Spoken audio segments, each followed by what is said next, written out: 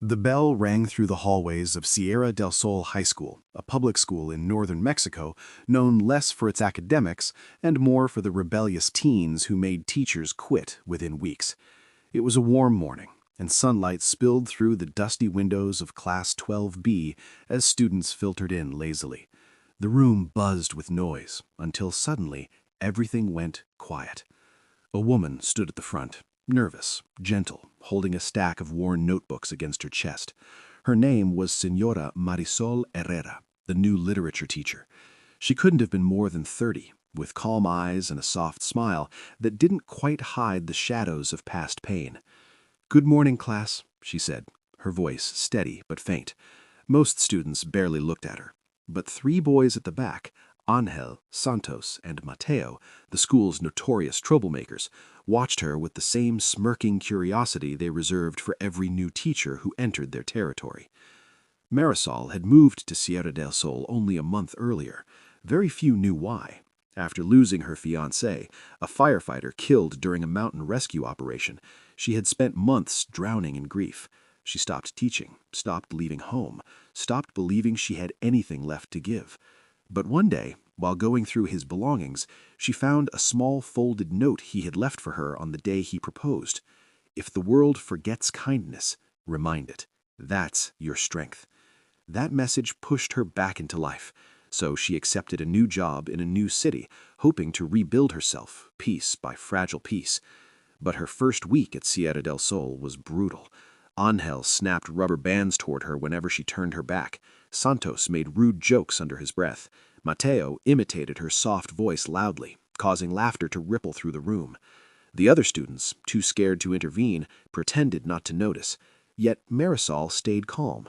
"I hope you choose respect," she would say gently, "not for me, but for yourselves." To the bullies, her softness looked like weakness. On Friday morning, everything changed. During roll call, Angel whispered to his friends, "Bet she quits today. Watch." He stood as if answering her question, but when Marisol walked past, he reached out and tugged the scarf she wore around her neck. It slipped off, snagged on her blouse, and the delicate fabric tore loudly down the seam. The room froze. Marisol stood completely still, clutching the torn blouse, her face burning with humiliation. Even the bullies looked stunned. No one had meant for it to go that far. But Marisol didn't yell. She didn't cry. She simply walked out of the classroom and closed the door behind her. The principal urged her to file a formal complaint, but she shook her head. "No expulsions. They don't need punishment. They need to learn what real strength looks like." No one understood what she meant. They would soon. That afternoon, a surprise announcement echoed through the hallways. All seniors must report to the sports courtyard for a mandatory self-defense workshop. The students groaned, expecting some retired officer giving boring lectures, but when they arrived at the courtyard, their jaws fell open. Standing in the center, wearing athletic gear, hair tied back, posture strong and commanding, was Señora Marisol Herrera. Gone was the timid, soft-spoken teacher. In her place stood someone entirely different. The principal smiled proudly. "Students, meet former federal rescue operative Marisol Herrera, certified in close quarters survival training. She will be leading your physical education module this semester." Whispers erupted instantly. "That's her? No way, she was in rescue ops? Did you see her stance? That's military level." Marisol looked at the stunned teenagers with a calm, firm expression. "Let's begin. Who'd like to volunteer?" No one moved. Her eyes locked on the back row. "Angel," I said with a faint smile, "you look confident. Come forward." The courtyard fell silent. Angel swallowed hard, but stepped onto the mat, trying to play it cool. Yeah, sure, ma'am." "Good," she said. "Try to grab my wrist." He hesitated, then reached out. In one fluid motion, Marisol twisted, pivoted, and guided his momentum downward. Angel landed safely, but shocked, staring up at her as if seeing her for the first time. She offered him a hand. "Strength isn't about hurting people. It's about protecting them."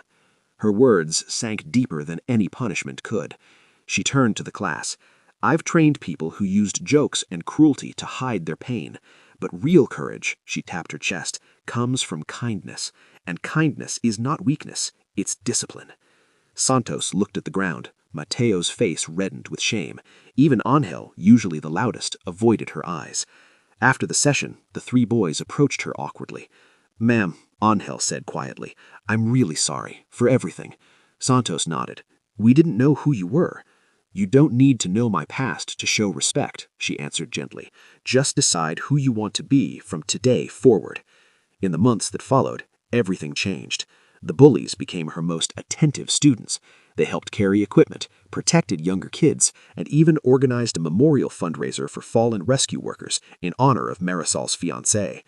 By graduation, Angel gave the closing speech. "We didn't just teach us self-defense," he said, voice trembling. "She taught us that real strength is quiet, patient, and kind, and that the people who seem the softest might be the strongest of all." Marisol smiled from the audience, tears shining but not falling. Somewhere in the back of her heart, she whispered to her fiancé, "I kept your promise. I taught kindness." Because sometimes the people the world underestimates end up carrying the greatest courage of all.